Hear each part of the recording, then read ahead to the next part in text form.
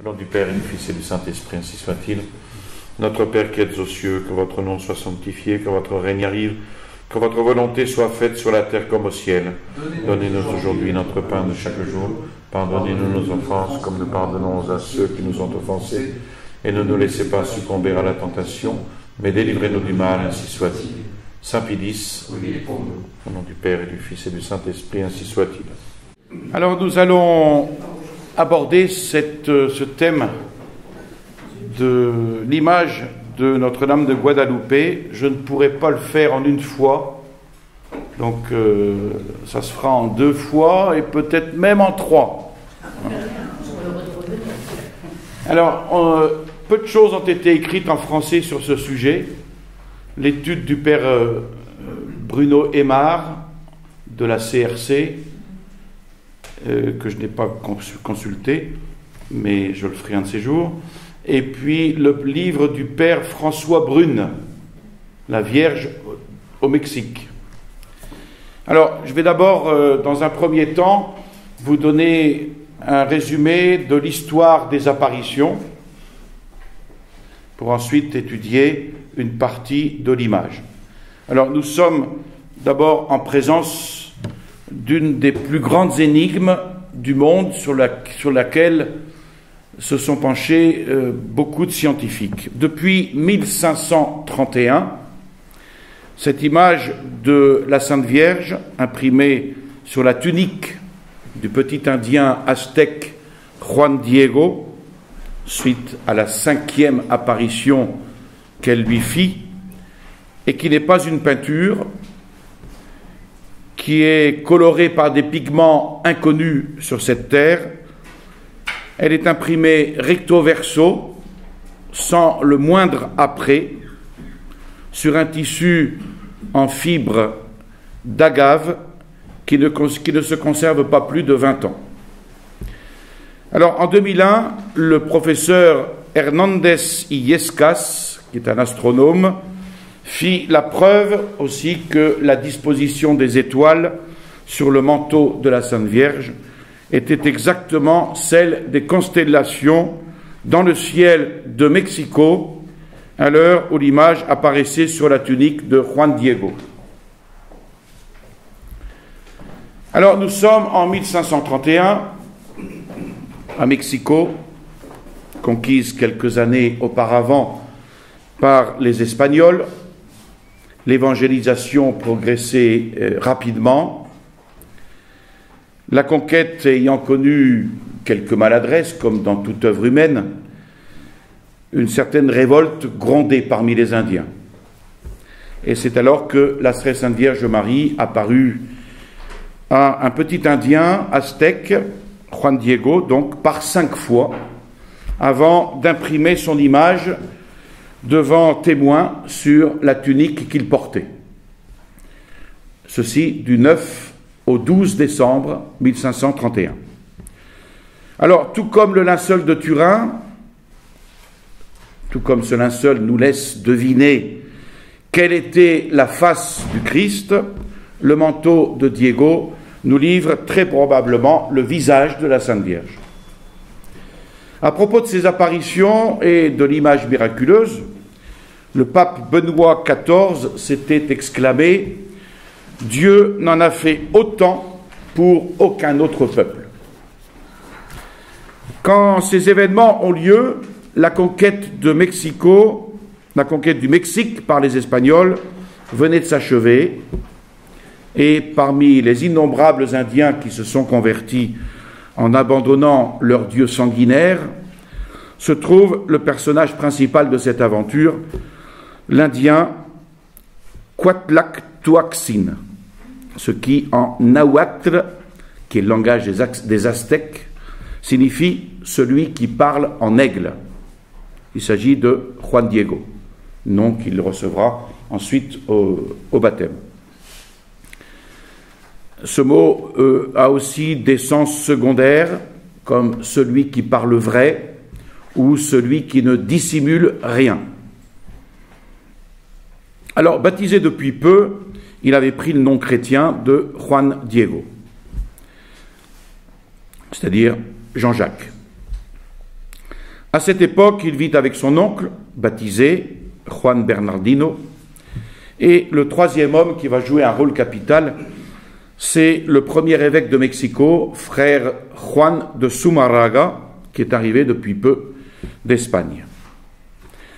Alors, le premier jour, samedi 9 décembre 1531, Juan Diego sort de chez lui pour aller à pied à Tlatecolco afin de suivre le cours de doctrine des pères franciscains. Sa conversion l'a profondément transformé et il veut vivre comme les franciscains, il veut vivre pauvre comme eux, comme ces franciscains qui sont venus évangéliser le Mexique. Alors, au moins 2 fois par semaine, il fait ce trajet de 15 km à pied. Et ce matin-là, près de la colline de Tepeyac, il entend un merveilleux chant d'oiseaux, inhabituel, et soudain le chant s'arrête. Une voix très douce l'appelle par son nom et même par son diminutif, Juanito, Juan Dieguito. Hein, Ito, au Mexique on met Ito à tous les mots, ça veut dire petit. Alors il s'avance pour savoir qui l'appelle et il se trouve alors devant une très jeune femme qui lui dit en toute simplicité qu'elle est la Vierge Marie, mère du vrai Dieu. Elle lui parle en nahuatl, qui est sa langue maternelle, elle utilise des expressions aussi que Juan Diego connaît et qui viennent de sa religion ancienne, mais pourtant elle semble leur donner un tout autre sens, beaucoup plus fort, beaucoup plus profond. Ses vêtements ne ressemblent pas à ceux des femmes du pays, et en plus ses vêtements rayonnent. Et toute la nature autour d'elle participe de cet enchantement. Juan Diego voit par exemple les pauvres arbustes de la colline, les cactus et jusqu'aux plus petits brins d'herbe transformés en pierres précieuses. Juan Diego, tout ému, alors comprend, se prosterne,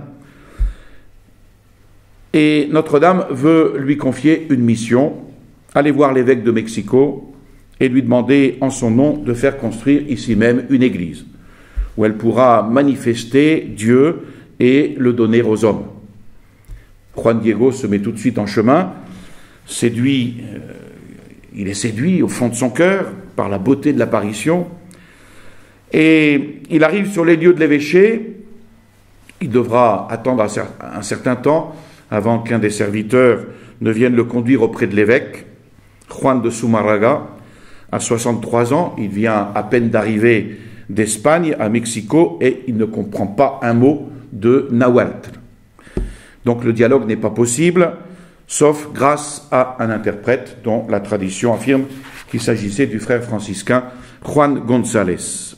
Juan Diego s'acquitte donc de sa mission et Juan de Zumarraga, après l'avoir écouté un moment, lui dit de venir un autre jour où il aura plus de temps pour l'écouter.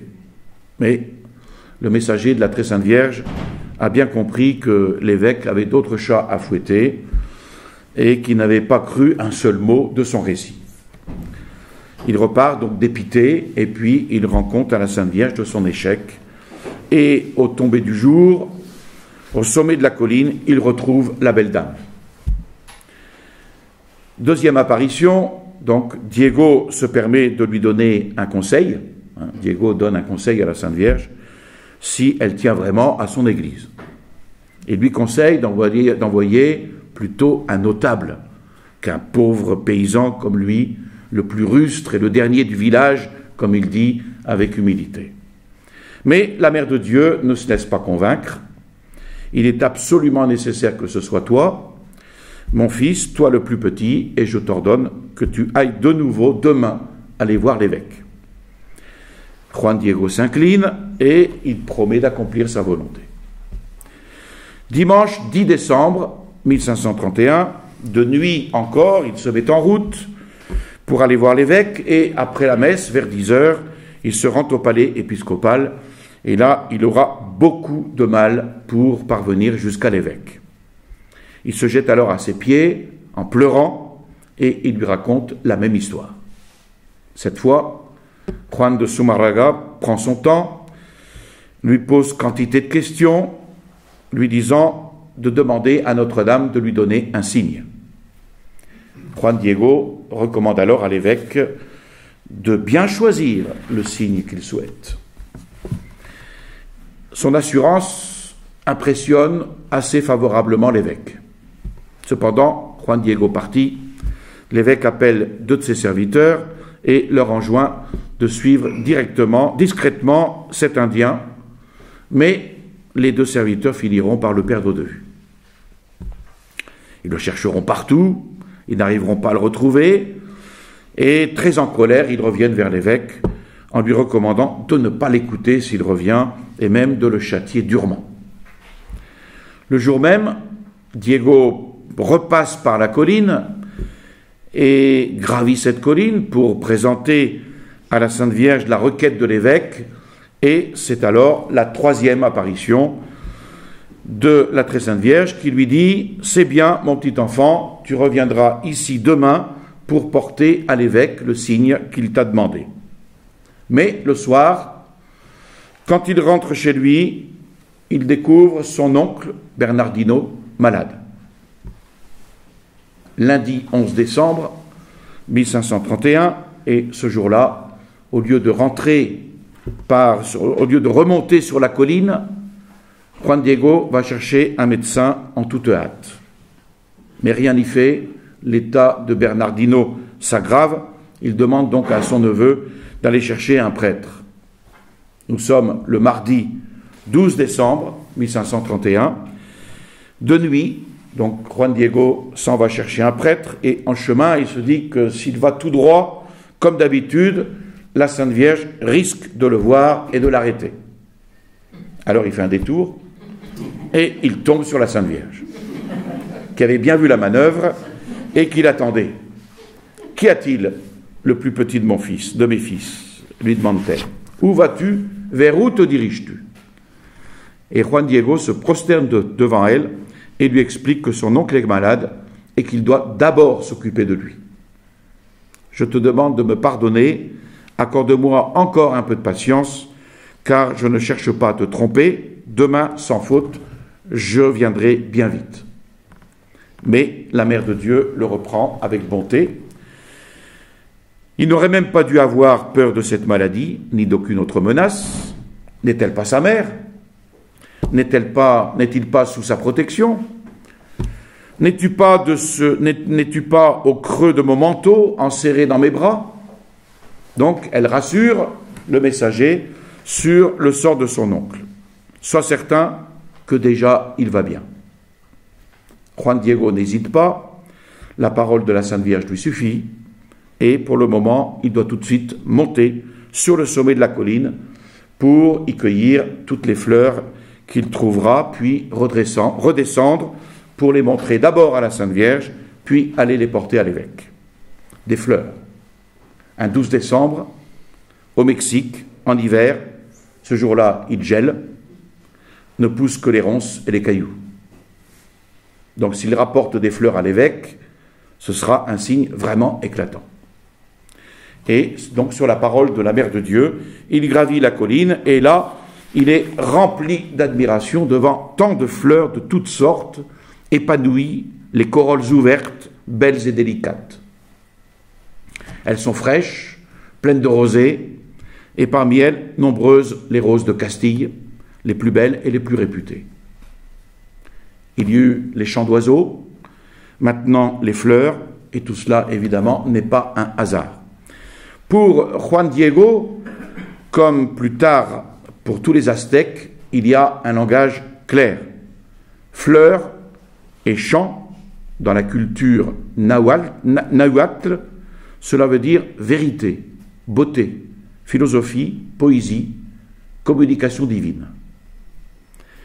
Donc Juan Diego coupe le plus de fleurs possible, les rassemble et les roule dans son manteau, et puis il redescend vers la Sainte Vierge.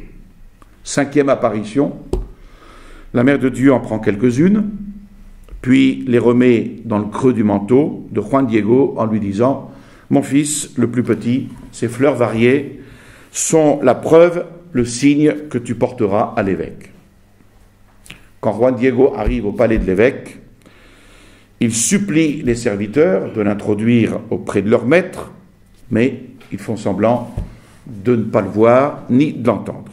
Et comme il insiste, ils se moquent de lui, ils échangent des plaisanteries à son sujet, et Juan Diego reste la tête baissée, appuyé contre un mur.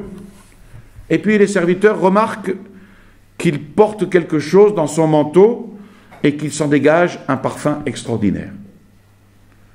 Alors intrigués, ils s'approchent, aperçoivent qu'une tige dépasse un peu du manteau et ils tentent de tirer dessus sans jamais y parvenir.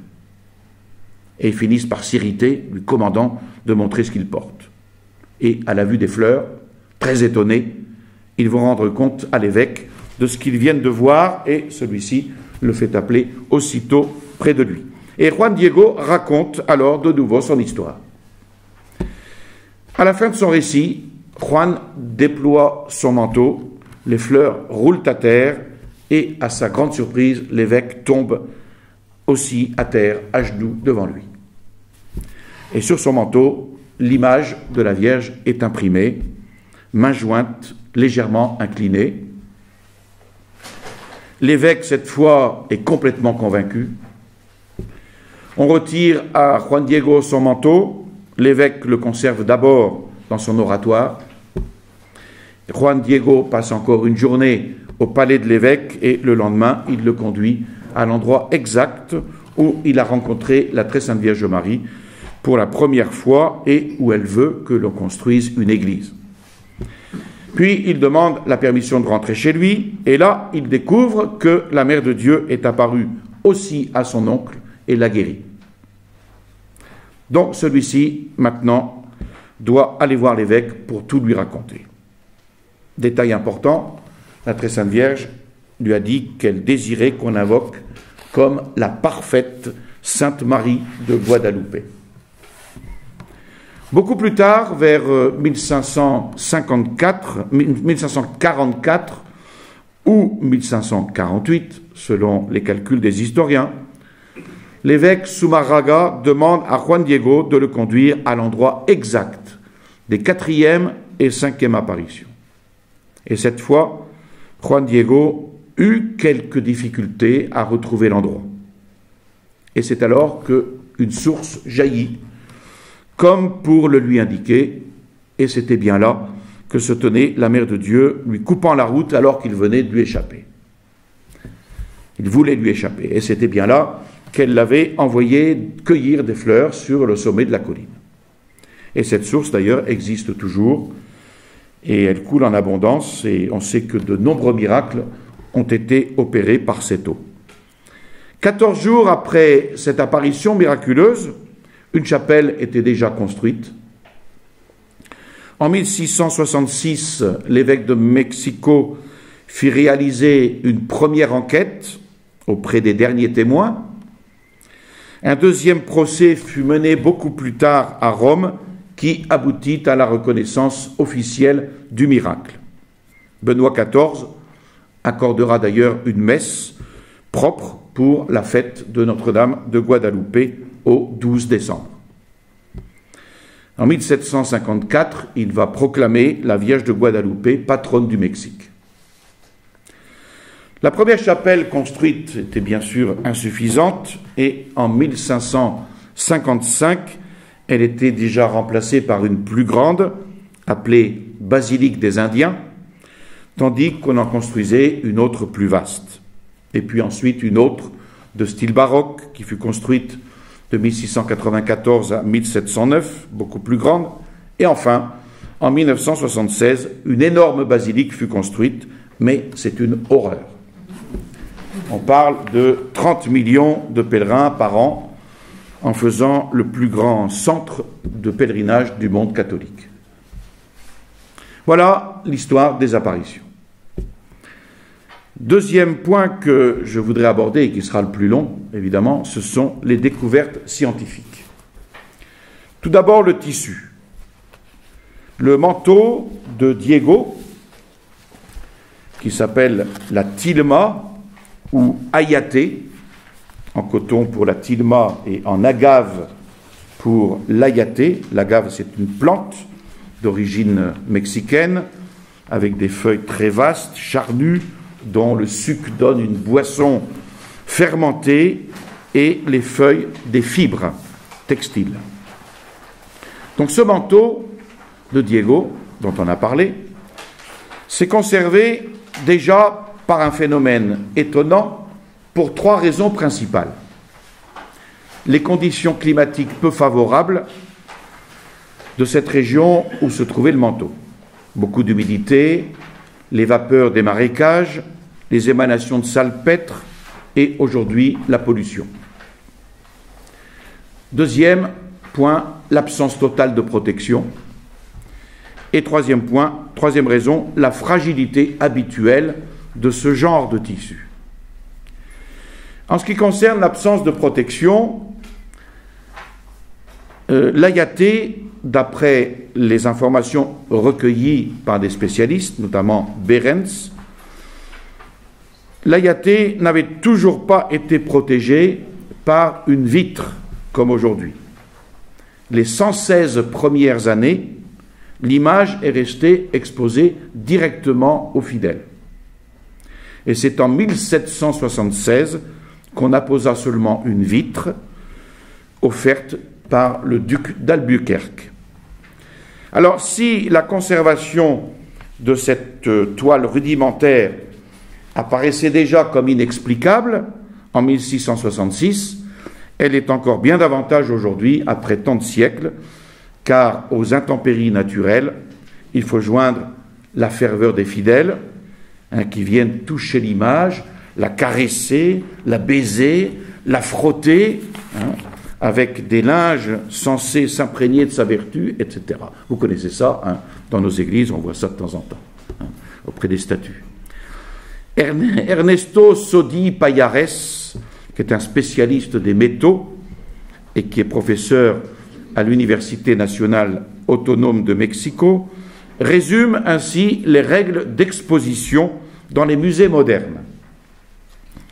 60% d'humidité, température constante, ventilation, examen pour prévenir la formation de micro-organismes, vérification de l'absence de composés de soufre, lumière tamisée, analyse au rayon X, photographie à la lumière ultraviolette et à l'infrarouge, etc.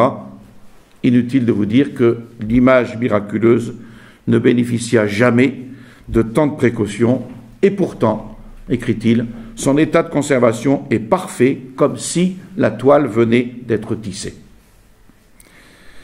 Quant à la fragilité habituelle de ce genre de tissu, pendant longtemps, il y eut beaucoup d'incertitudes sur la nature exacte du tissu dont était fait le manteau de Juan Diego.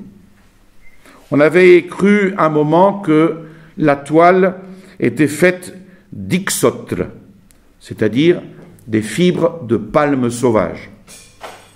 Or, des analyses techniques qui ont été réalisées à l'Institut de biologie par son directeur et son fondateur Isaac Ochoterena, affirment qu'il s'agit sans aucun doute d'ixtle. C'est une fibre de maguey, agave. Le mystère de cette conservation exceptionnelle va évidemment intriguer beaucoup d'esprits scientifiques. Ainsi, José Ignacio Bartolacci, connu pour avoir fait des études de médecine, avoir enseigné les mathématiques, fit annoncer publiquement, le 27 décembre 1785, son dessein de faire exécuter diverses copies de la tilma originale avec les mêmes fibres et la même technique de tissage. Donc 3 peintres devaient intervenir selon 3 techniques différentes, à l'huile, à la gouache, à la détrempe.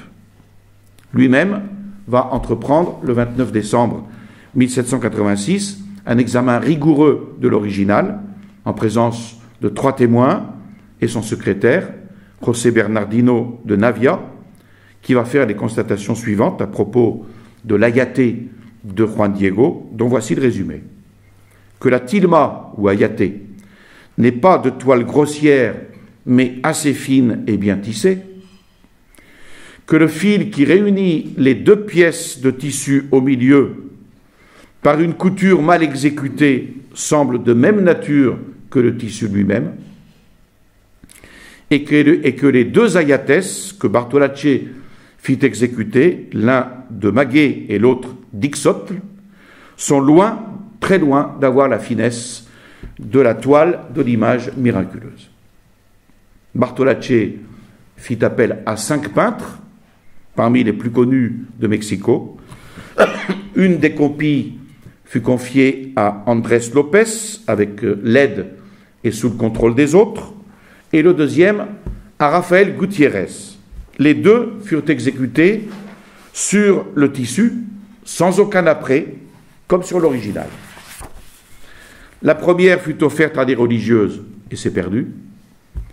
La deuxième fut placée sur l'autel de l'église de Pocito, construite sur l'emplacement de la petite source, sur les pentes donc de la colline de Tepeyac. On avait choisi cette chapelle pour mettre cette copie dans les mêmes conditions climatiques que l'image miraculeuse elle-même, en l'insérant toutefois entre 2 vitres pour la protéger un peu. Elle y fut mise le 12 septembre 1789, mais dès le 8 juin 1796, on préféra la retirer de l'autel et la remiser à la sacristie à cause de sa dégradation avancée. Et Francisco Solano, chargé de l'examiner, déclare « Le bleu turquoise est devenu vert foncé, cendré et comme moisi.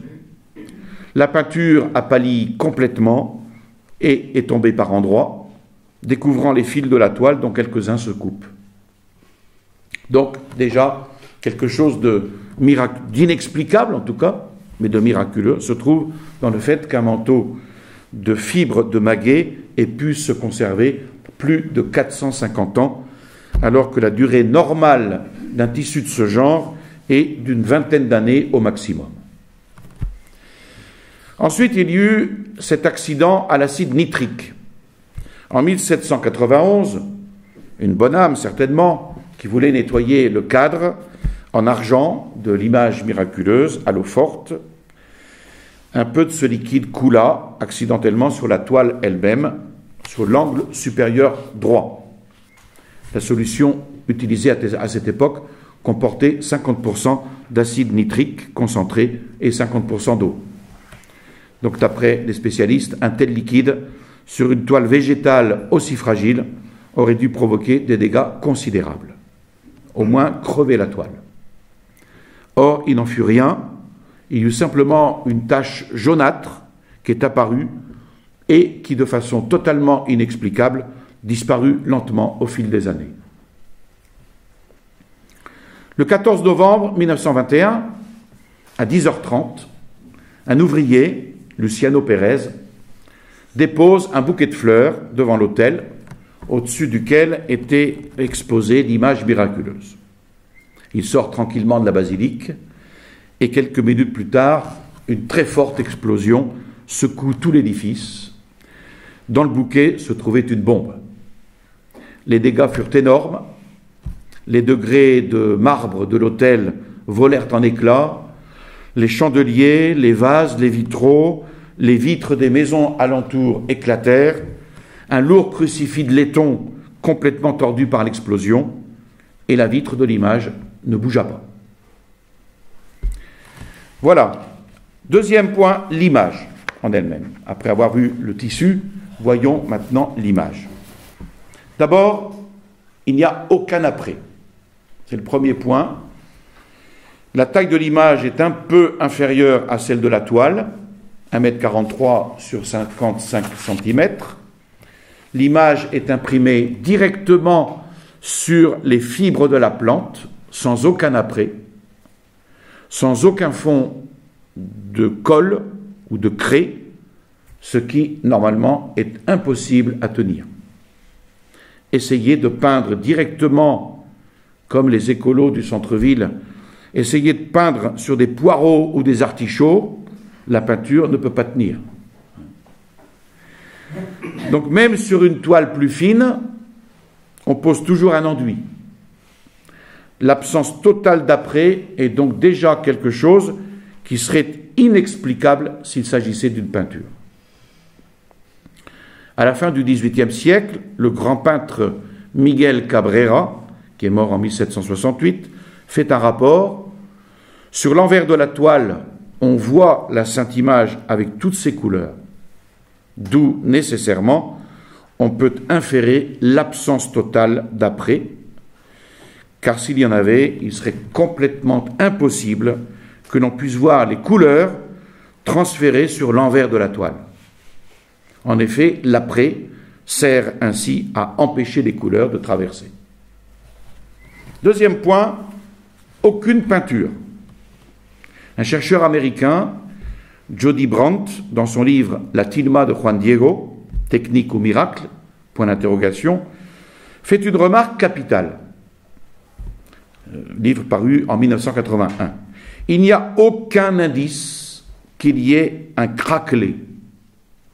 Pourtant, des peintures qui n'ont même pas la moitié de l'âge de la Guadeloupe montrent sur toute leur surface un réseau de fines craquelures provoquées par le dessèchement de la peinture. Toute l'humidité laissée sur la peinture, ou tout ce que l'on aurait pu utiliser pour colorer l'image, se serait certainement évaporé au cours des 450 ans de son existence.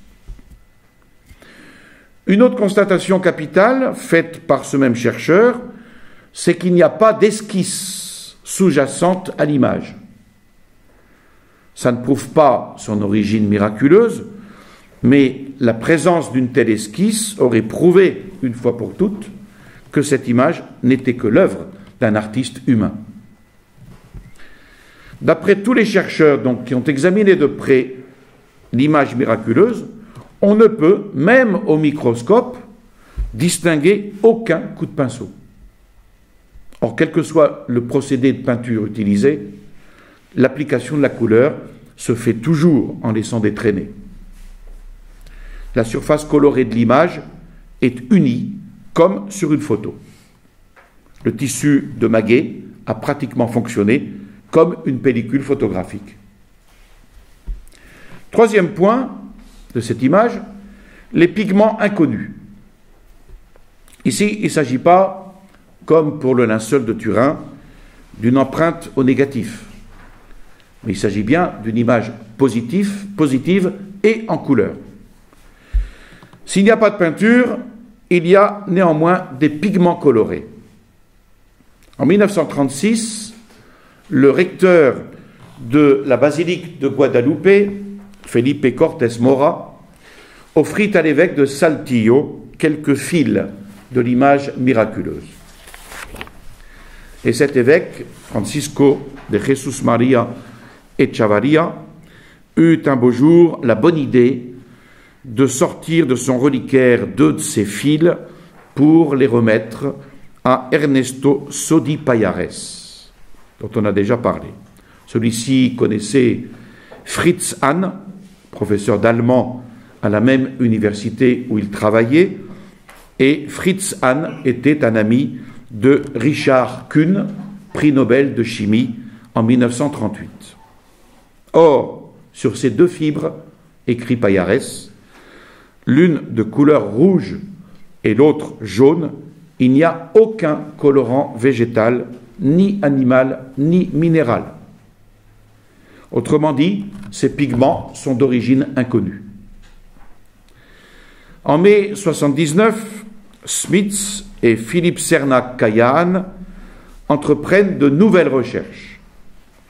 Smits est professeur assistant de philosophie et de religion au Pensacola Junior College en Floride et maître d'art de l'université de Miami. Et Serna est biophysicien de l'université de Floride, expert en peinture, docteur en philosophie de Kansas. Les deux font partie de l'équipe de scientifiques de la NASA qui étudie le linceul de Turin. Et donc, ils sont autorisés à prendre des photos à l'infrarouge, à condition de ne pas exposer l'image à de trop grande chaleur, et en examinant l'image à la loupe, ils virent immédiatement que l'or des rayons qui entourent la silhouette était très écaillé et balafré. Rien d'étonnant à cela, puisque les rayons métalliques ont été ajoutés à l'image et ne correspondent pas à la matière de l'image originale. Cette nuit du 4 mai 1979, ils prendront 75 photos, dont 40 à la lumière infrarouge. En avril 81, ils furent autorisés à reprendre leurs investigations et ils réalisèrent plus de 100 photographies, quelques-unes avec des lumières proches de l'ultraviolet ou de l'infrarouge portant sur des détails repérés comme particulièrement intéressants. Et une fibre fut prélevée sur le bord de la tilma pour analyser sa composition en laboratoire par spectroscopie. Le bleu du manteau reste pur pour Kaya Han. Et il reste un mystère, un véritable mystère pour lui. Voilà ce qu'il dit. Le manteau est d'un bleu turquoise profond, plus proche du bleu que du vert. Il ne semble pas correspondre à ce que les artistes appellent un vert turquoise, qui est l'oxyde de cobalt mélangé à du chrome et de l'aluminium. Il ne ressemble pas non plus au bleu de Brême ou vert citron, qui sont des mixtures de cuivre et d'hydroxyde de carbonate. La couleur du manteau ressemble bien à la nuance que l'on trouve sur les fresques mayas primitives ou sur les livres en peau de bête des Mixtèques. Les Mixtèques étant, il y a les Aztèques, les Mixtèques, enfin il y a tout un tas de tribus. Ces couleurs semblent avoir été faites d'oxyde de cuivre. Mais on est ici devant un phénomène inexplicable, car tous ces bleus sont semi-permanents et connus pour faner considérablement avec le temps, surtout dans les pays chauds. Au contraire, le bleu du manteau de la Vierge est d'une intensité égale, non fané, d'un pigment bleu à demi transparent, inconnu, aussi brillant que s'il avait été posé la semaine dernière. Donc Kaya Han examine le rose et il trouve le rose de la robe encore plus mystérieux que le blanc du manteau. La robe, écrit-il, reflète intensément les radiations visibles, mais reste cependant transparente aux rayons infrarouges. De tous les pigments étudiés, le rose est de loin le plus transparent. Il est peu vraisemblable que ce soit du cinabre ou de l'ératite. Alors moi, je ne suis pas chimiste, donc je suis allé chercher quand même qu'est-ce que c'était que le cinabre ou l'ératite. Alors le cinabre, c'est du sulfure de mercure de couleur rouge, pour les physiciens, chimistes qui sont là. Et alors, l'ératite, eh bien, impossible de trouver. J'ai demandé à mes confrères de regarder sur Internet, puisqu'on trouve tout sur Internet, eh bien, il n'y avait rien sur l'ératite. Bon, en tout cas, ce sont tous deux des pigments rouges de l'Inde. Et ça nous suffit. Donc, il est peu vraisemblable que ce soit du cinabre ou de l'ératite. Ce n'est pas non plus un minéral orange, parce qu'il est trop jaune, car tous ces minéraux sont opaques et non transparents aux infrarouges. Le plomb rouge peut être exclu pour la même raison. L'oxyde rouge est un pigment absolument permanent. Ce serait un candidat vraisemblable s'il n'était pas lui aussi complètement opaque aux rayons infrarouges. Cela ne laisse que les rouges d'aniline moderne. C'est finalement, écrit-il, inexplicable. Alors, l'aniline, c'est un amine isolé d'abord des produits de la distillation de l'inigo, obtenu aujourd'hui par la réduction de nitrobenzène. Vous avez tout compris. Alors, qu'est-ce que c'est qu'une amine?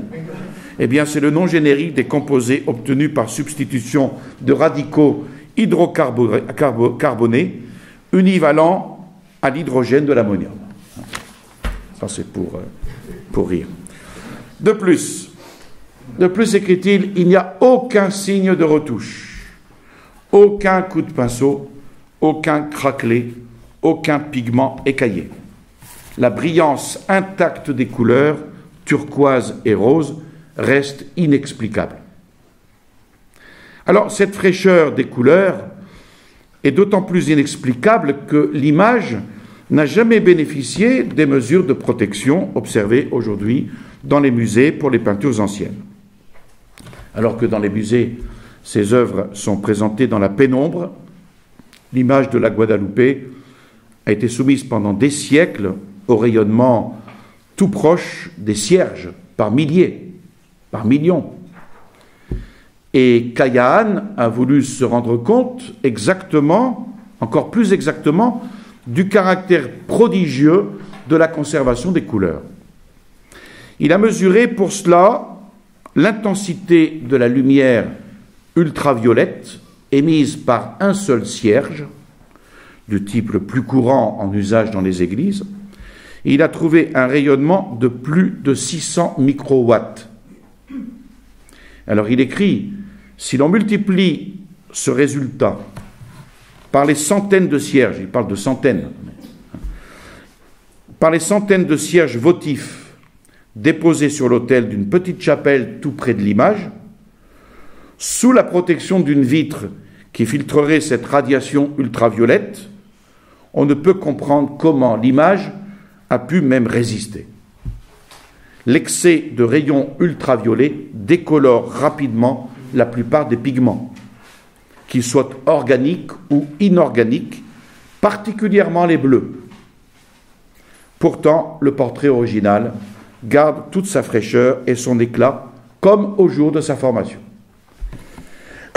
Alors, une des caractéristiques les plus étonnantes de ce tableau, c'est qu'il semble aussi changer de taille et de coloration selon la distance de laquelle on le contemple. Et Callahan, qui a étudié le phénomène de cette iridescence et de l'iridescence, il a étudié le phénomène de l'iridescence des plumes d'oiseaux et des écailles de papillons. Et il explique que, je cite, « cet étrange effet est produit par la diffraction de la lumière sur la surface. Au-delà de 6 ou 7 pieds, le ton de la peau devient comme vert olive, un olive indien, ou un ton gris-vert. Il semblerait que de quelque façon, le gris et le pigment blanc, étendu sur le visage et les mains, se combinent avec la surface rêche de la tilma sans après pour collecter la lumière et diffracter de loin la nuance peau-olive. Une telle technique semble impossible à réaliser par la main de l'homme. Quand Callahan et moi-même, ici c'est Smith qui écrit, quand Callahan et moi-même nous examinâmes le visage à travers une loupe, dans cette nuit du 7 mai 1979, nous comprîmes qu'aucune explication ne pouvait rendre compte de toutes ces mystérieuses propriétés. Dernier détail, on sait que les toiles tissées avec ce genre de fibres sont nécessairement assez grossières. C'est le cas de la tilma de Juan Diego. Mais, de façon tout extraordinaire, les défauts de la toile semblent avoir été utilisés subtilement pour concourir à la beauté de l'image. Le mystérieux artiste, auteur de ce chef-d'œuvre, finalement, tire avantage du manque d'apprêt de la tilma pour lui donner profondeur et le rendre plus semblable à la vie.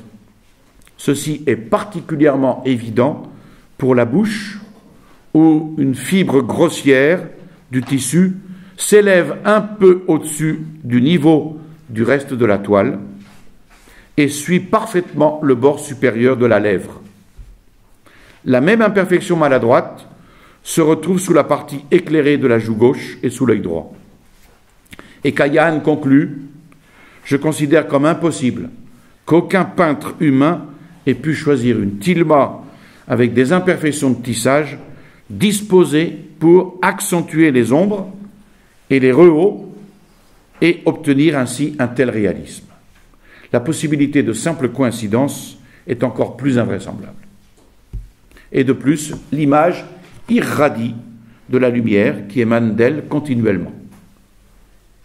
On dit d'ailleurs que lorsque la loi sur l'avortement a été promulguée, oui, je crois qu'elle a été promulguée, il y a eu une lumière qui s'est produite sur le sein de la Très Sainte Vierge.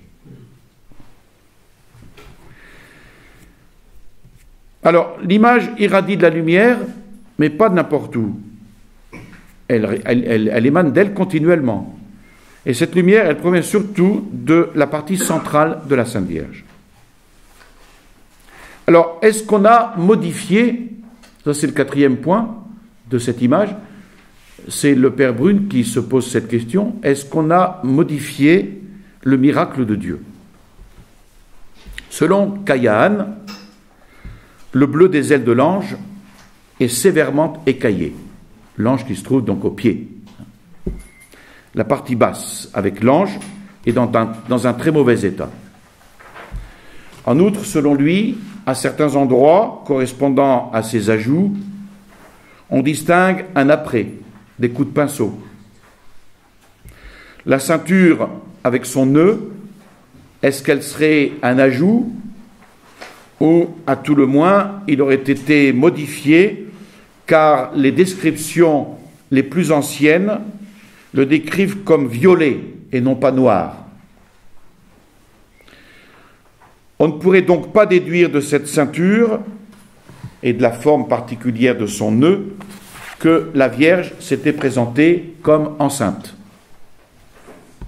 Mais par ailleurs, l'ampleur des plis de la robe suffit, d'après les médecins, pour suggérer que la Vierge sur cette image est enceinte.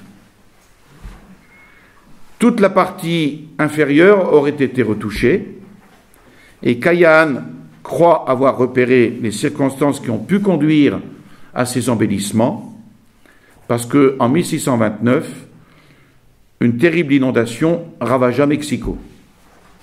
L'image miraculeuse fut alors transportée en canoë de l'ermitage de Tepeyac à la cathédrale. Et on est en 1629, donc vous imaginez que les précautions n'étaient certainement pas celles d'aujourd'hui. L'évêque de l'époque, Don Francisco de Manso Zúñiga, fit la promesse de ne pas la rapporter à l'ermitage aussi longtemps qu'il ne pourrait faire le voyage à pied sec.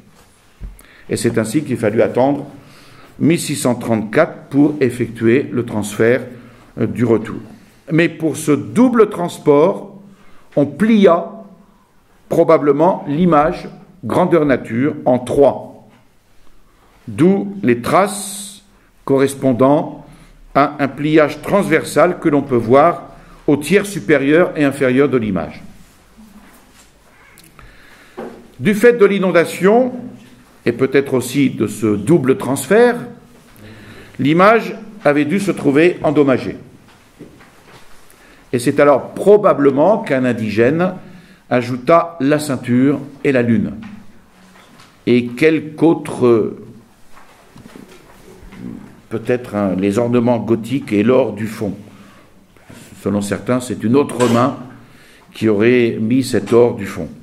Caillaan pense même avoir identifié le peintre, le père Miguel Sanchez, qui dans son ouvrage paru en 1648 déclare lui-même « Je me constituais peintre dévot de cette sainte image en la décrivant. J'ai déployé tout le dévouement possible en la copiant, l'amour de la patrie en la dessinant, l'admiration chrétienne en la peignant. Je prouverai aussi mon zèle en la retouchant. » Bref, cette question des ajouts est plus complexe qu'il n'y paraît, car il y a des témoins qui affirment avoir toujours connu l'image telle qu'elle était alors. Exemple, Gabriel Juárez, un Indien de 110 ans, qui dit « De la même manière que je la vis, il y a de cela maintenant 89 ans, je la vis il y a 2 ans, sans qu'elle eût perdu de ses couleurs ni de sa beauté. » Et puis d'autres témoins indigènes qui affirment qu'elle se conservait avec les mêmes couleurs sur son visage, ses mains, vêtements, tuniques et manteaux, nuages blancs, étoiles et rayons. Il ne mentionne ni la lune ni l'ange. Quant aux médecins qui vont examiner l'image de près, lors de nos informations de 1666, ils déclarèrent que son état de conservation était inexplicable, on l'a vu, dans un environnement aussi corrosif. Si on essaie de remonter vers des témoignages antérieurs à l'étude du père Sanchez, on peut citer une gravure sur bois, exécutée en 1590 et 1630, qui comporte tous les détails que nous connaissons. Il y a aussi une autre copie, assez malhabile, peinte en 1612, également identique à l'image que nous connaissons. Et puis de même, une troisième copie, réalisée avec des plumes en 1590, et qui est conservée au musée de Morelia.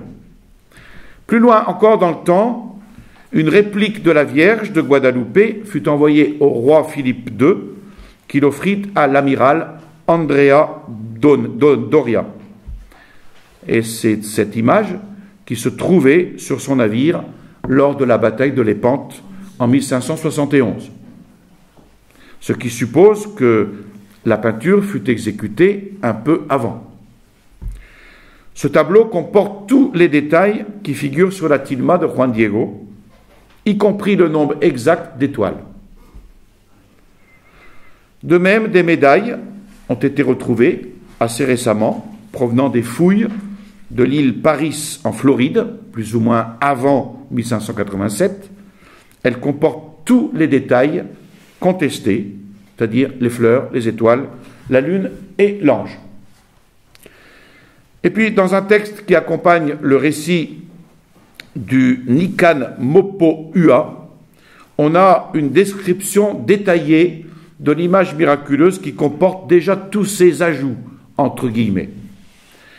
Il faudrait donc qu'ils aient été commis avant 1550, 1560, ce qui rend difficile l'hypothèse des ajouts. C'est l'absence d'après. L'opération fut tentée, elle s'est soldée par un échec, et le père Francisco de Florencia le raconte dans un ouvrage qu'il publia en 1741, qui s'appelle « L'étoile du nord de Mexico ».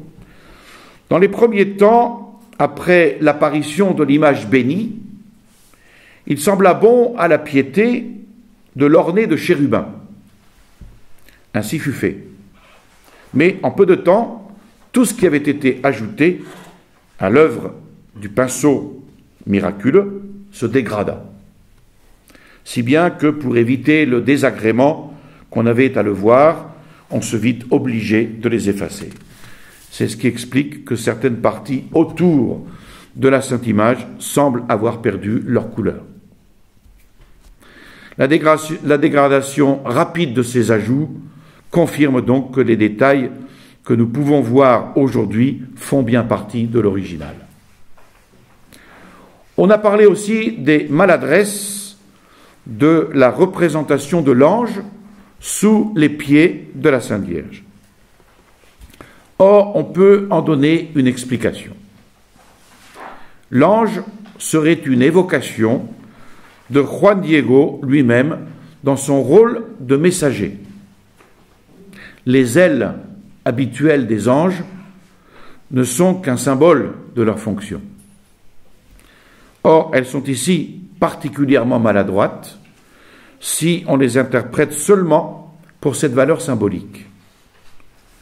Alors, il ne faut pas oublier que le sens il ne faut pas oublier le sens du nom premier de Juan Diego, celui qui parle comme un aigle. Il s'agit alors d'évoquer ses ailes d'aigle. En outre, la disposition des cheveux de cet ange correspondrait assez bien à la coiffure que devait porter Juan Diego. Et ce qui semble confirmer cette interprétation, c'est que l'ange porte à l'encolure une sorte de gros bouton, je pense que vous le voyez mal, ou pas du tout, sur lequel on peut distinguer les lettres J-U, qui étaient au XVIe siècle une abréviation courante de Juan. Et elles sont suivies de Do, D-O, abréviation de Diego. De même, on a soupçonné que certains plis de la tunique rose pouvaient ne pas avoir appartenu à l'image primitive. Or, le grand pli noir qui part du bas de l'image pour se terminer en son milieu désigne aussi très exactement le point central de toute la construction de l'image. Il souligne aussi la flexion du genou gauche de la Vierge, qui montre qu'elle s'appuie entièrement sur sa jambe droite, position normale, disent les gynécologues, pour une femme enceinte qui porte tout le poids d'un enfant proche de sa naissance. Voilà pour l'image. Alors, continuons avec la question du nombre d'or. Vous avez sur une de vos feuilles, oui celle-là, un autre argument contre l'hypothèse des ajouts concerne les proportions harmonieuses de l'ensemble. Aujourd'hui, malheureusement mutilé par l'absence de sa partie haute. Or, les études des historiens de l'art montrent bien que la partie inférieure, telle qu'elle est indispensable à l'harmonie de l'ensemble. Sans elle, le nombre d'or ne serait pas respecté. Alors, le nombre d'or, qui est sous-jacent à la plupart des œuvres d'art, en peinture, en sculpture, en architecture, consiste en cela. La proportion d'or, appelée aussi à la Renaissance proportion divine, s'obtient à partir d'un carré auquel on ajoute un rectangle, construit en prenant le milieu de deux des côtés opposés du carré comme centre de deux arcs de cercle qui se croisent hors du carré. Et la relation mathématique entre de telles dimensions correspond, ça c'est pour les mathématiciens, moi je ne suis pas du tout un mathématicien, je suis littéraire, correspond au nombre phi qui a la valeur de 1,681 avec une série infinie de décimales, comme c'est le cas pour le nombre pi. Alors ce nombre a été utilisé régulièrement par les civilisations du croissant fertile, Babylone, aussi bien que par l'Égypte antique. Et il a été étudié par Euclide, par Pythagore. Ictinos l'a utilisé pour le temple de Parthénon, à Athènes, etc. Le Moyen-Âge, la Renaissance ont essayé d'en pénétrer le système et les travaux théoriques à son sujet sont innombrables. Jusqu'à Michel-Ange, Raphaël, Léonard de Vinci, etc. Et puis, les peintres romantiques, impressionnistes, les modernes aussi, le connaissent. Et on le retrouve dans l'organisation de la matière, la disposition des atomes dans les divers composés chimiques, la forme des cristaux de différents minéraux. Donc ce nombre est au cœur de toute harmonie et sous-jacent aussi à bien des compositions musicales ou même poétiques. Il n'y a donc rien d'étonnant à ce qu'il soit respecté dans une œuvre aussi parfaite que celle de l'image de Guadalupe. appliqué à la tilma de Juan Diego. Il permet de retrouver la hauteur de la partie qui a été composée, de la partie qui a été coupée pour faire entrer la toile dans le nouveau cadre qu'on lui avait construit. Mais il est évident aussi que grâce à cette méthode, que la partie basse, avec la lune et l'ange, ne peut avoir été ajoutée. Elle faisait certainement partie de l'ensemble dès l'origine. En outre, comme le fait remarquer très justement le docteur Illescas, la lumière infrarouge est généralement employée pour détecter, sous une peinture actuelle, un éventuel essai primitif, corrigé par la nouvelle couche picturale. Elle permet donc de détecter une modification ou non un ajout. Et enfin, là où Caillan voyait à 2 reprises, au premier et au dernier tiers de l'image, un double pli horizontal, difficile à expliquer, il s'agit tout simplement, de toute évidence, de l'empreinte du châssis sur lequel était probablement tendue la toile et qui devait composer 2 barres transversales. Donc le travail de Caillan, qui est très intéressant, le père Brune dit qu'il s'est un petit peu trop concentré sur la composition des couleurs et a été peut-être un peu rapide sur d'autres points, sauf sur la question des couleurs, où là, il est absolument, on peut le croire absolument. Alors, il faut aller vers une solution. Il semble bien qu'une explication soit possible, tenant compte à la fois de tous ces éléments divers dont on a parlé. Faustino Cervantes fait remarquer que de véritables ajouts n'auraient probablement pas été possibles sans que l'on ait trace dans les descriptions faites aux différentes époques. Mais cela n'exclut pas que quelques retouches de détails, plus précisément des repeints, aient pu être effectués là où les intempéries et surtout la dévotion des fidèles avaient commencé à faire des dégâts, notamment dans la partie basse de l'image, plus facilement accessible. Le père Florencia signalait déjà au XVIIe siècle qu'en enlevant des ajouts malencontreux qui commençaient à se dégrader, on avait enlevé aussi un peu des couleurs autour de l'image. Et Faustino Cervantes cite, lui, un peintre célèbre, Marcos Sipac, dont l'activité s'exerça entre 1550 et 1570.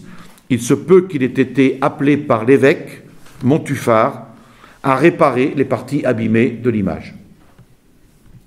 Bustamante, emporté par sa passion, n'aurait fait qu'exagérer l'importance de ce travail de restauration. Donc il s'agit là, évidemment, il ne s'agit là que d'une hypothèse. Mais elle a l'avantage d'expliquer à la fois les constatations qui ont été faites par Caillan et les données de la tradition. Alors d'autres retouches ont pu peut-être de même avoir été accomplies, et notamment pendant la période de persécution subie par l'Église au Mexique. L'attentat de 1921 avait montré que même la Guadeloupe n'était pas à l'abri du fanatisme révolutionnaire. Les autorités religieuses firent donc faire en grand secret une copie fidèle de l'image miraculeuse, qu'on mit en lieu et place de l'original, et ceci le 31 juillet 1926, tandis que celui-ci était gardé en lieu sûr. Et tout ceci fut évidemment fait devant des témoins assermentés. Et en 1929, l'original put reprendre sa place, le 28 juin, devant les mêmes témoins assermentés. Alors, est-ce que je peux encore continuer, ou je réserve la question des yeux pour la prochaine fois? Alors, après le tissu, l'image, maintenant les yeux. Enfin, l'image, les yeux font partie de l'image, mais nous avons là des yeux vivants. Une des choses les plus surprenantes, c'est l'impression très vive que ces yeux sont vivants. Il ne s'agit pas du tout d'une impression psychologique ou subjective ou mystico-dingo. Non, il ne s'agit pas de cela, comme c'est le cas pour certains portraits ou certaines photos, où on a l'impression que le regard du personnage vous suit partout. Non, il s'agit d'une constatation rigoureusement scientifique que ne peuvent faire que les ophtalmologues armés de leurs appareils, mais sur laquelle ils sont tous absolument d'accord. Ça aussi, c'est un signe. Alors que la surface de la toile est plate, sans grande épaisseur, voilà qu'en examinant les yeux de l'image miraculeuse avec leur ophtalmoscope, ils ont l'impression de voir des yeux de personnes vivantes, creux et brillants. Voilà l'explication du docteur Raphaël Torrija Lavoignier de ce qu'il découvrit le 23 juillet 1956, explication qu'il fait aux frères Bonnet-Aimard. Quand on dirige la lumière de l'ophtalmoscope sur la pupille d'un œil humain, on voit briller un reflet lumineux sur le cercle externe de celle-ci. En dirigeant la lumière de l'ophtalmoscope sur la pupille de l'œil de l'image de la Sainte Vierge, apparaît le même reflet lumineux. Et par suite de ce reflet, la pupille s'illumine de façon diffuse, donnant l'impression de relief en creux. Ce reflet est impossible à obtenir sur une surface plane, et qui plus est opaque. J'ai par la suite examiné, au moyen de l'ophtalmoscope, les yeux sur diverses peintures à l'huile, à l'aquarelle et sur des photographies. Sur aucune d'elles, toutes de personnages distincts, on apercevait le moindre reflet. Tandis que les yeux de la Sainte Vierge de Guadalupe donnent une impression de vie. Voilà aussi la description du même phénomène, en d'autres termes, par Raphaël Estartus Tobella. Quand on projette la lumière d'un ophtalmoscope sur la partie antérieure de l'œil, l'iris brille plus que le reste, et non la pupille, ce qui donne une sensation de profondeur, avec en plus une impression comme si l'iris allait se contracter d'un moment à l'autre. Et ce fait est tellement précis qu'un jour, un autre chercheur, le docteur Grau, pris par son travail d'observation, en oublia complètement qu'il examinait une toile. Et il se surprit de dire à la Vierge de Guadalupe, « S'il vous plaît, regardez un peu plus vers le haut. » Et ce qu'il y a de fantastique, c'est l'homme qu'il y a dans les yeux de la Sainte Vierge. En 1929, Alfonso Marcué, photographe officiel de l'ancienne basilique baroque, avait remarqué, en examinant à la loupe, une des photos noires et blancs qu'il avait prises lui-même. Et il avait remarqué qu'il y avait comme le reflet d'un homme barbu dans l'œil droit de la Vierge. Il en avait informé les autorités religieuses, mais dans le climat de persécution qui sévissait alors, celle-ci avait préféré ne pas en faire état. Peut-être aussi craignait-elle, ajoutent certains, qu'on ne découvrit les retouches qu'elles avaient cru bon de faire exécuter. Voici donc la chronologie établie par le docteur ophtalmologue Jorge Escalante Padilla au cours d'une conférence qu'il donna à l'invitation du Centre d'études de la Guadeloupe en 1987. Le 29 mai 1951, à 20h45, raconte le docteur Padilla, un dessinateur, Juan Carlos Salinas Chavez, découvrait à son tour avec une loupe un fort grossissement, qu'il y avait un homme barbu dans l'œil droit de l'image. Il ne tarda pas à le retrouver aussi dans l'œil gauche. Il croyait alors tout naturellement avoir découvert ainsi la présence de Juan Diego dans les yeux de la Vierge et tient toujours mordicus à cette interprétation. 1h30 plus tard, un peintre, Luis Toral González, corroborait cette découverte. Il faut savoir que selon une loi d'optique, un objet bien éclairé peut se refléter dans l'œil 3 fois. La première image, la plus externe, se localise sur la cornée. La deuxième image se trouve sur la face antérieure du cristallin. Et vous avez la feuille. Et la troisième image correspond à la face postérieure du cristallin.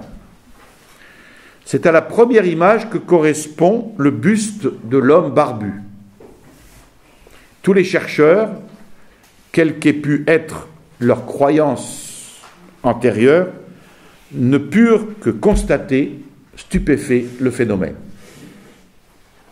Nouvelle surprise, lors de sa conférence du 24 août 1987, le docteur Escalante Padilla signalait une autre découverte, à savoir l'identification dans les yeux de l'image miraculeuse de la présence de 3 autres reflets qui, à la différence de ceux vus précédemment, ne bougent pas si l'on déplace le faisceau lumineux de l'ophtalmoscope.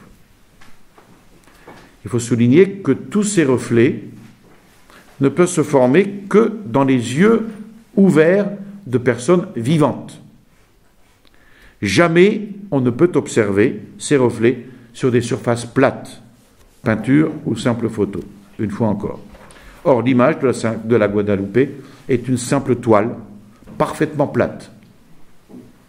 Mais le professeur Aste Tonsmann, ophtalmologue diplômé de l'université Cornell à New York, a retrouvé pourtant ces reflets sur les yeux de la toile de Guadalupe. Et le docteur Padilla insiste sur ce fait. Tout ce qui s'est passé implique que la Vierge, au moment de la formation de ces reflets dans ses yeux, était vivante. Et son image, sur le manteau de Juan Diego, en porte encore la trace. L'existence même de reflets dans les yeux n'a vraiment été finalement démontrée que par von Helmholtz vers les années 1880. Personne au XVIe siècle n'aurait donc pu songer à peindre de tels reflets. Diverses expériences montrent toutes et confirment sans aucun doute possible que la cornée de l'œil peut fonctionner comme un miroir convexe, reflétant ce qui se trouve devant elle, avec assez de précision pour que l'on puisse éventuellement reconnaître ce qui se trouvait devant les yeux de la personne photographiée au moment de la photo. Francisco Hanson rapporte à ce sujet une histoire assez amusante et instructive. Comme Aste Tonsmann devait donner une conférence sur ses découvertes devant le centre d'études de la Guadalupe, certains de ceux qui l'avaient déjà entendu sur ce thème en d'autres occasions et qui n'avaient pas été entièrement convaincus par ses démonstrations, voulurent l'inciter à plus de modestie dans ses propos en le soumettant à une petite épreuve à laquelle il se prêta bien volontiers.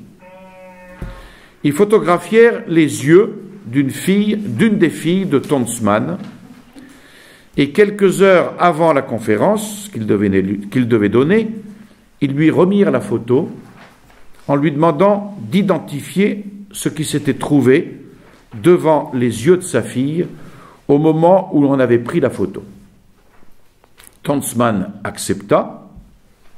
L'heure de la conférence étant venue, Tonsmann évoqua avec humour le défi qu'on lui avait lancée, en indiquant qu'au moment de la photo, il y avait dans la pièce, devant sa fille, sa mère, une de ses sœurs et un inconnu.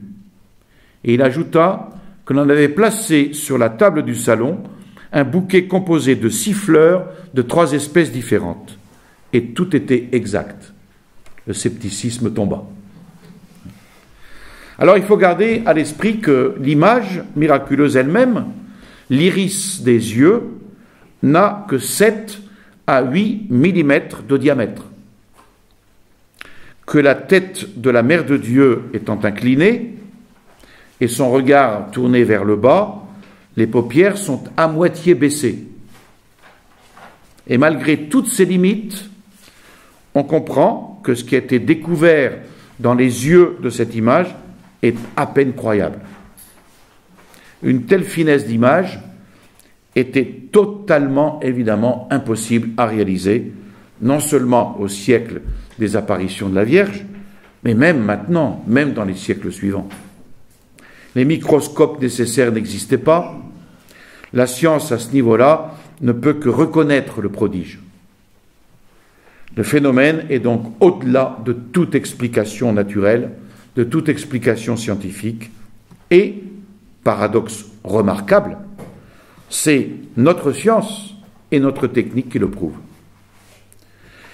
Il est aussi intéressant de relever quelques phases importantes du long processus qui permit à Tonsmann de reconnaître avec quelque certitude la présence de telle ou telle figure dans les yeux de l'image.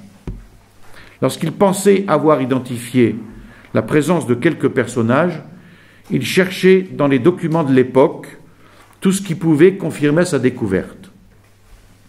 Et c'est ainsi qu'il a pu repérer que le visage d'un vieillard de profil, que l'on distingue très nettement, devait correspondre à l'évêque de Mexico, Zumarraga.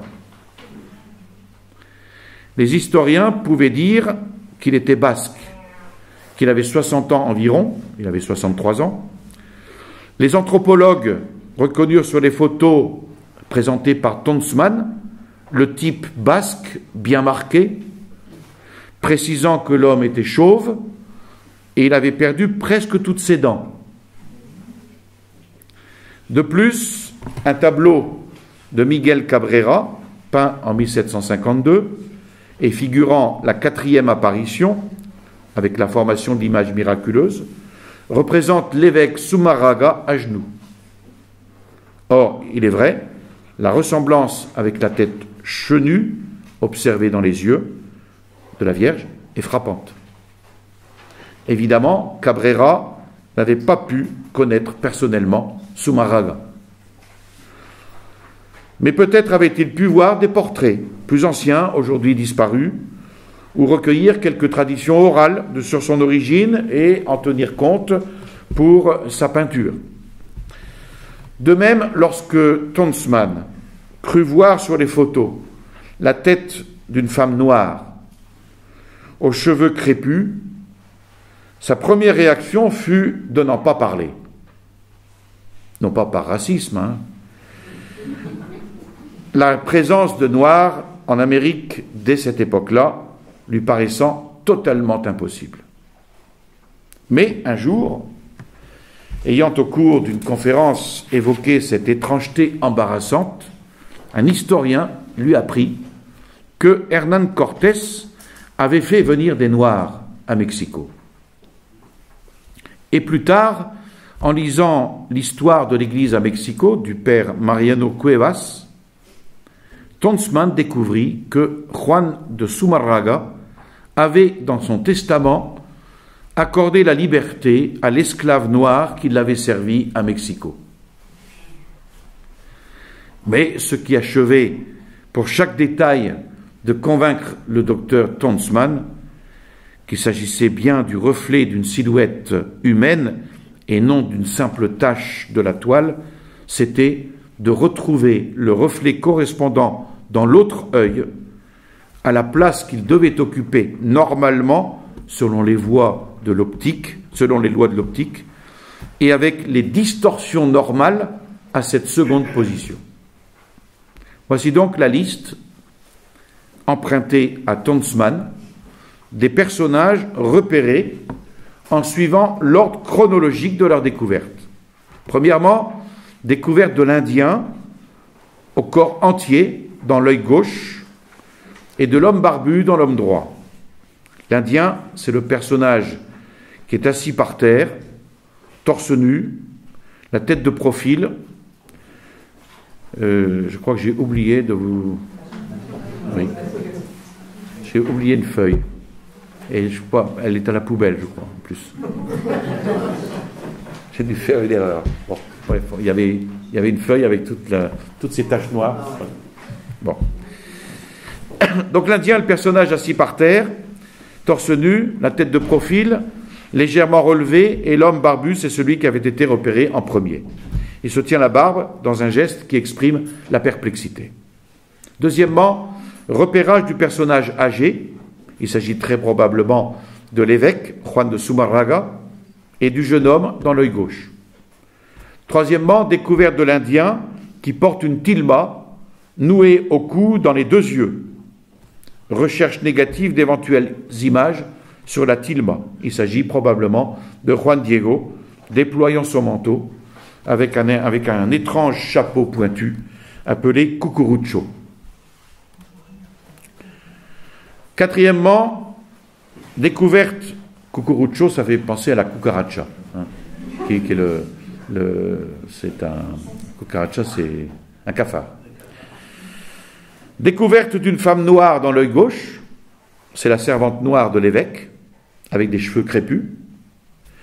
Cinquièmement, découverte de l'homme barbu dans l'œil gauche. Sixièmement, grâce à des techniques de statistiques, repérage dans l'œil droit de quelques personnages qui apparaissent dans l'œil gauche et que je n'avais pas encore retrouvés dans l'œil droit. Septièmement, découverte sur les deux pupilles du groupe familial microscopique, composé dans l'œil gauche d'un couple et de 3 enfants, et dans l'œil droit des mêmes personnages, plus 2 adultes. L'un des enfants semble être un bébé enveloppé sur le dos de la femme, et l'homme semble porter un sombrero. Huitièmement, découverte de la femme noire dans l'œil droit, et neuvièmement, découverte d'une femme adulte située derrière le couple. Alors il faudra ensuite faire des commentaires image par image. Donc certes, au début, les contours des personnages apparaissent un peu flous, mais l'œil s'y habitue peu à peu, et il découvre alors des détails incroyables. Voici par exemple ce qu'on peut noter à propos de l'Indien qui est assis par terre. Il a la jambe repliée, le genou s'appuyant sur le sol, la jambe droite relevée, le pied droit passe devant la jambe gauche, et les comparaisons avec les manuscrits illustrés des Aztèques montrent que c'était une des positions fréquentes de la plupart des gens qui étaient assis par terre. Et la coiffure de cet Indien dégage profondément le front. Les cheveux sont probablement noués derrière la tête, à la hauteur des oreilles, et retombent sur la nuque. Et l'oreille droite se voit assez nettement et semble même porter un pendentif. Alors, il semble bien que nous avons dans les yeux de la Vierge de Guadalupe les reflets qui correspondent à tous ceux qui se trouvaient à ce moment-là avec l'évêque à la réception de Juan Diego. Et la présence de certains personnages secondaires, comme par exemple la servante noire ou l'Indien au torse nu, peut s'expliquer par l'étonnement des serviteurs de l'évêque percevant le parfum mystérieux qui s'échappait du manteau de Juan Diego. La curiosité les aura conduits et fait admettre jusque dans la pièce où l'évêque recevait ses visiteurs. Mais le plus extraordinaire, c'est qu'il semble bien que nous ayons aussi le reflet de Juan Diego lui-même, au moment précis où il déployait son manteau. D'où l'hypothèse qui a été formulée par Tonsmann, et j'en termine là. Il est impossible d'expliquer par des processus naturels, la présence des minuscules portraits. En conséquence, acceptant l'impression de l'image de la Vierge de Guadalupe comme un fait surnaturel, j'ose soutenir qu'au moment où Juan Diego fut reçu, la Sainte Vierge Marie était présente, invisible aux yeux de ceux qui étaient là, mais voyant elle-même toute la scène, et de ce fait recevant dans ses yeux les images reflétées de tous les assistants, y compris Juan Diego lui-même. Lorsqu'il déploya la tilma et que les fleurs tombèrent, l'image de Notre-Dame s'imprima sur elle. Telle qu'elle était à cet instant-là, c'est-à-dire portant dans ses yeux le reflet de tout le groupe de personnes qui observaient cet événement historique. Et de cette façon, la Vierge Marie voulut nous laisser un instantané de son impression miraculeuse sur l'ayate de Juan Diego. Comportement coïncident avec ce que nous aurions suggéré de nos jours pour faire accepter le prodige. Présenter une photographie de l'événement, ce que, en définitive, elle nous a accordé. Et cette reconstitution du déroulement de cet événement fantastique semblerait donc confirmée par les essais qui ont été effectués par le docteur Jorge Álvarez Loyo, qui est neurologue et neurochirurgien, qui essaya de photographier le reflet d'une personne dans les yeux d'un autre. Il y arrivait bien, mais ce reflet n'avait jamais la place correspondant à celle où se trouve l'homme barbu dans les yeux de l'image miraculeuse. Il eut alors l'idée de faire jouer à quelqu'un le rôle de Juan Diego en lui accrochant une grande feuille de papier en guise de tilma et en faisant un trou au milieu de cette feuille. Et c'est derrière ce trou qu'il disposa sa caméra pour photographier les yeux de la personne qui jouait le rôle de la Sainte Vierge. Et cette fois, les reflets prirent la place à laquelle on voit les yeux de l'image de la Guadalupe. Voilà, alors nous verrons la prochaine fois les broderies de la tunique. Et nous n'en avons pas fini. Parce que c'est vrai que c'est assez passionnant. M'excuserai d'avoir été long. Je n'ai jamais été aussi long, mais... Je vous salue Marie, pleine de grâce, le Seigneur est avec vous. Vous êtes bénie entre toutes les femmes, et Jésus, le fruit de vos entrailles, est béni. Sainte Marie, Mère de Dieu, priez pour nous pauvres pécheurs, maintenant et à l'heure de notre mort, ainsi soit-il. Au nom du Père et du Fils et du Saint-Esprit, ainsi soit-il.